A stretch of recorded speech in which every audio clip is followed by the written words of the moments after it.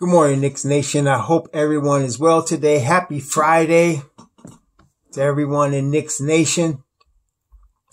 Today, I want to be discussing a possible pick for us at 38. Now, we're all, been talking about, and there's a lot of talk about our pick at 8, and it should be because that's an important pick for us. And then, of course, we have the 27th pick, and we do have the 38th pick. Okay, now, initially, Tankathon and a lot of other outlets were talking about Malachi Flynn, as a fact. I think Tankathon had him on the big board at like 50 or something like that. But he has moved up the draft boards. And of course, we already knew about Malachi because we looked him up a while back and we saw this guy was underrated. And I'm now saying that this guy might be one of the most complete point guards in the draft right now as far as NBA ready, pro ready right now. Definitely a tremendous shooter, all around game. So he has moved up. and now draft boards all have him going in the first round. Then when I saw the beginning of that movement, I started thinking, well, maybe we can get him, him or Desmond Bane at 27. Now both him and Desmond Bane have been moving up in draft boards, but I saw that Miami is talking about, they interviewed him for their 30th pick or their 29th pick in the first round. So we might still get him. So that leaves us opportunities in the second round. Now we talked about, Isaiah Joe as a possible, second round pick. We also, looked at, we dealt with Isaiah Joe. There's Cassius Stanley. There's, Jamias Ramsey, or Joe Ramsey is also moving up the draft boards. There's Robert Woodard. But today I want to talk about one of the guys I really want to target in the second round. I mean, we have a lot of opportunities. This is the thing about, again, this draft is really deeper than it first appears. It's deeper. The problem is that the highlighted players, the first 5 picks are not, sure thing all-stars. And that kind of casts a shadow over the rest of the draft. But this draft is deeper than people realize. And especially you could get value, everywhere. Again, from where we are at 8, which is a beautiful spot to be in for the Knicks, all the way down to 60. You can get value. Now, one thing I don't want to diss on is there's a reason that a lot of these mocks and a lot of these experts have these guys in the second round. Like there's blemishes in their game. Like everybody you draft in the NBA, we're not going to have a perfect basketball player. There's not LeBron James out there, but, or Magic Johnson or Michael Jordan. That's not out there this year, but, so everybody's you're going to have to develop, something.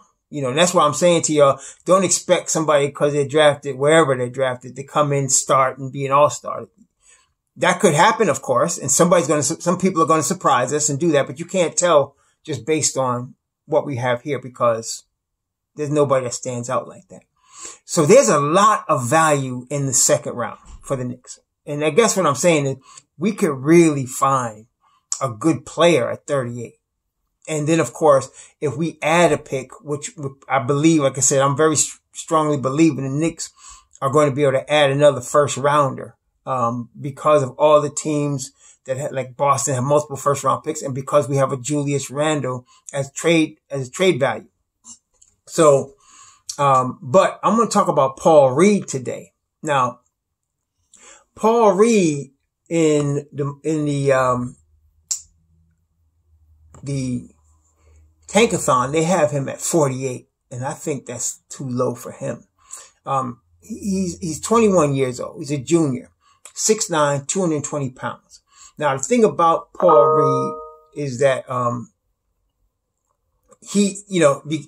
there's going to be blemishes in his game, right? Like everybody in the second round has blemishes in their game.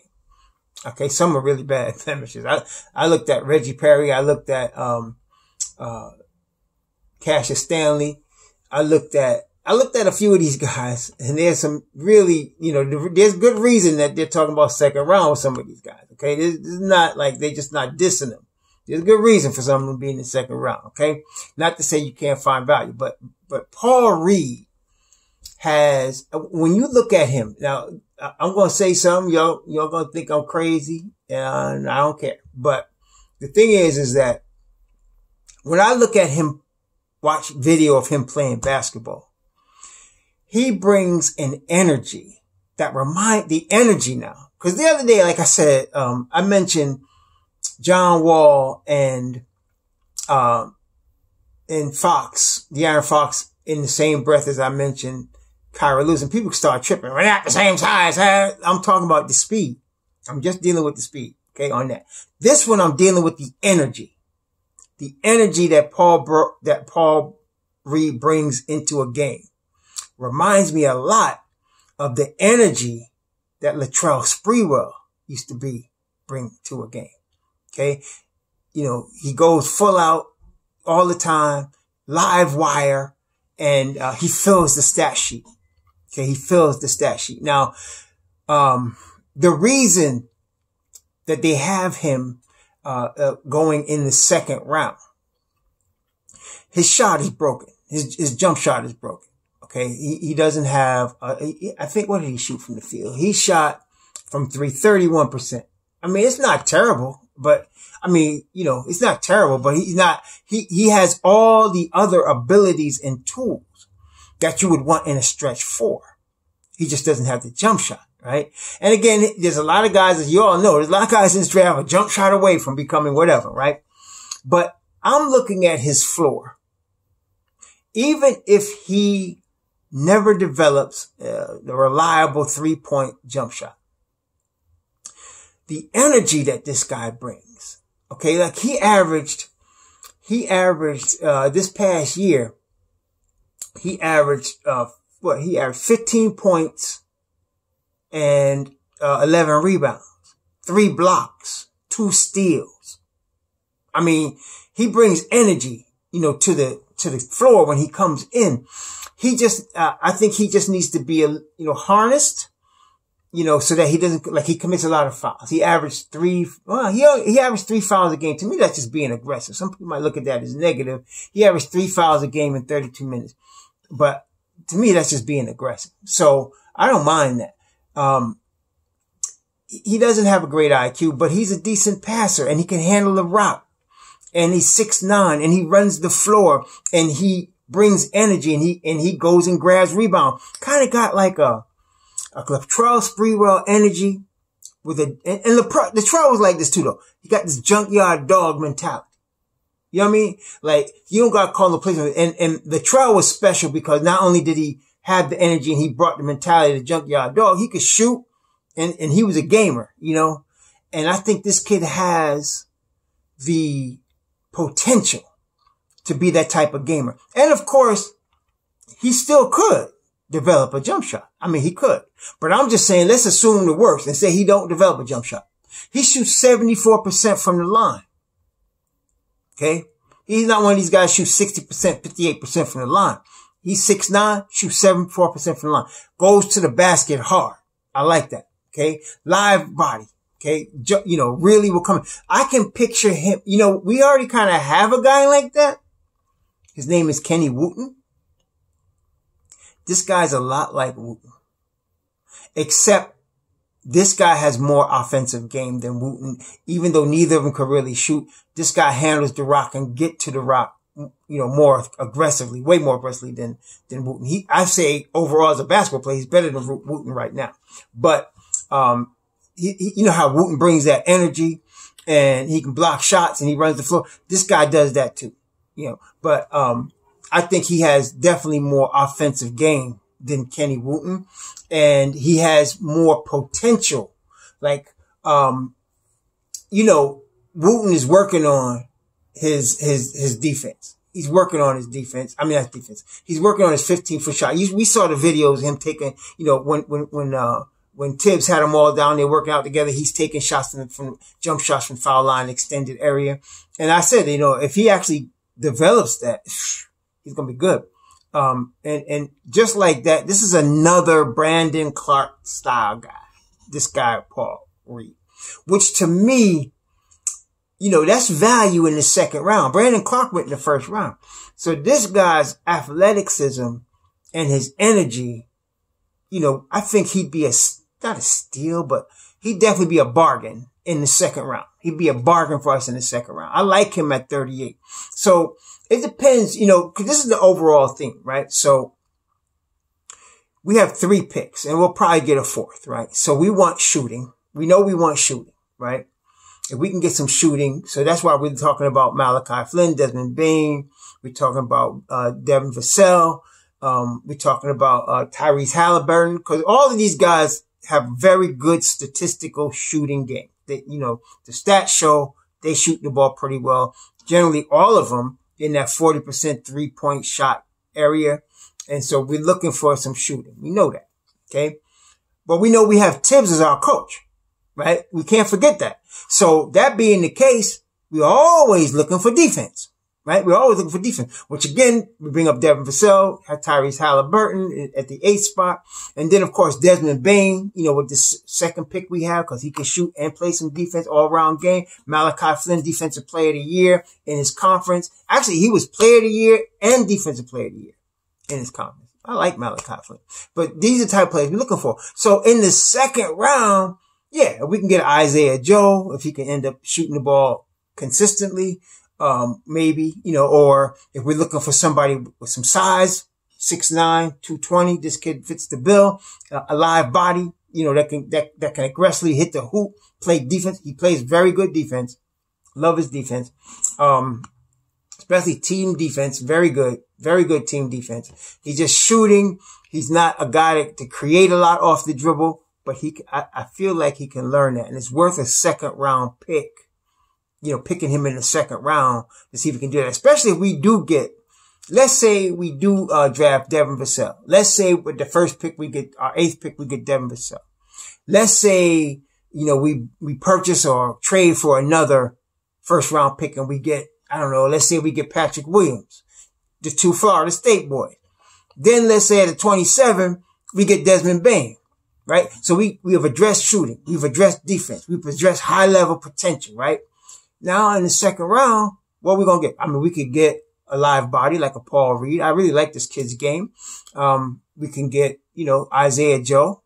We could do that. I don't think we need another point guard. Like I wouldn't pick, some of y'all talking about Nicole Mannion. He's a second round pick. I wouldn't go for him, in the second round. He's not like Malachi Flynn where he's going to be, I think Malachi Flynn has the potential to be the best point guard in this draft. I mean, really, he has star potential.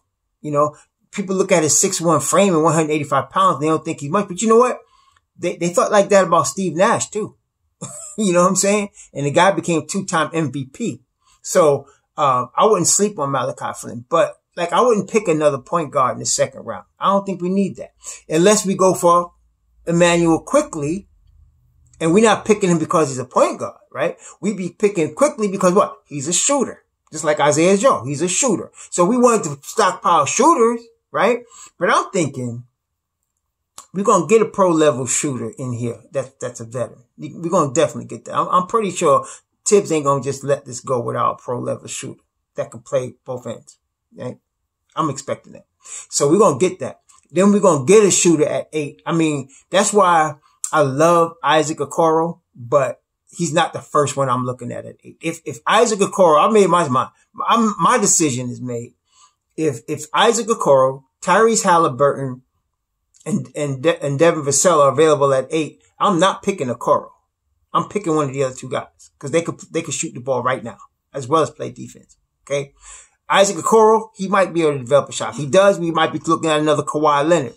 But I'm just saying we're looking at shooting and defense. So if Tyrese and Devin play defense already, which they do, I'm going to pick them first. All right. I'm going to pick them first. And then that second pick, if we get another pick in the mid first round that we have acquired, Kyra Lewis, I have no problem. I definitely like Patrick Williams. I even like Precious Achiuwa. I like all of those cats because they have the talent to be able to do it all, man. So I like that. And then, of course, we're talking about a shooter. at 27. We're talking about Desmond Bane. Then we talked about Tyler Bay, who has potential to be a shooter. He's efficient right now, but we don't know how far out he can shoot the ball. And then we're talking about him. We're talking about Malachi Flynn possibly, but I think Flynn is going to be gone. I get the feeling Flynn's going to be gone by 21 at Philadelphia. I really think he's going to be gone by then, if he's not gone before then. But if he's there, we're going to look at him. And then, of course, now we're in the second round. So Paul Reed, to me, is a good value. He's a high energy cat. He goes to the rim hard. He handles the rock well. He plays good defense. He's got a better possibility than our boy Wooten, I think, to develop his shot. Not that either of them will really develop a shot, but I think Paul Reed's got a better possibility to do it, because with Paul Reed, it's a mechanical issue. And the reason he's going in the second round, because he's aged, which is stupid. I mean, he's 21. 21. I wish I was 21. You know what I mean? 21. And he's not going to be 22 until June of 2021. Right? I mean, come on. I mean, no.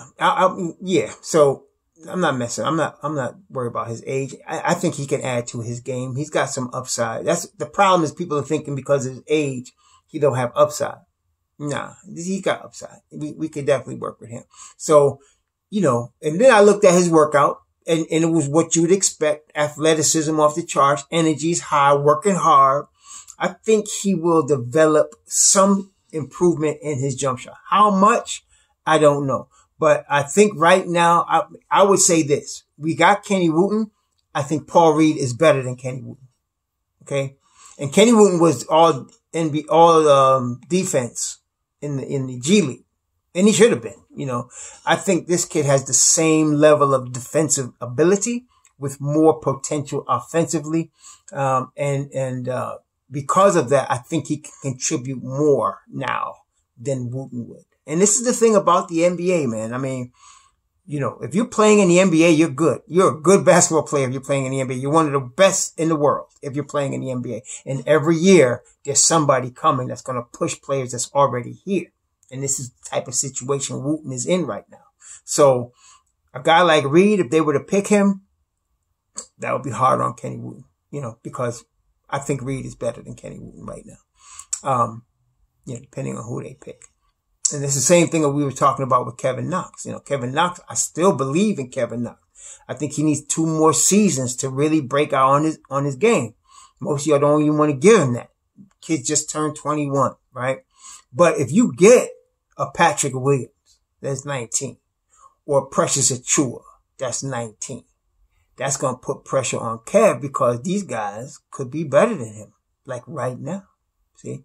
So that always puts pressure on players coming out, from every year. You got guys coming out every year. So, yeah.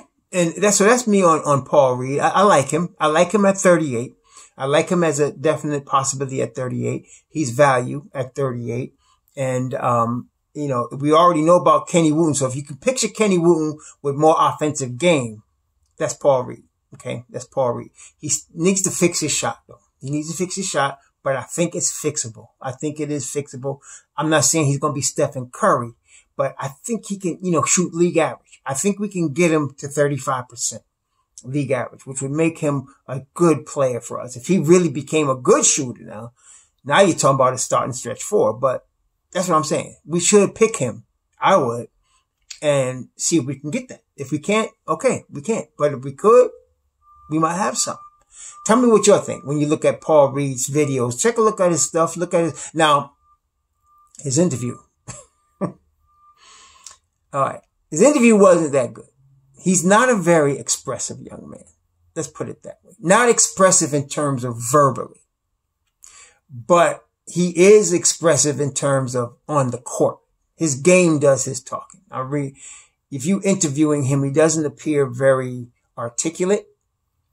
Clear thinking, he doesn't appear that way when you're talking to him. And that could also be a reason that he's dropped into the second round, because maybe there's some stuff we don't know about him. I don't know. But as far as ability, that's my rank on him as far as ability.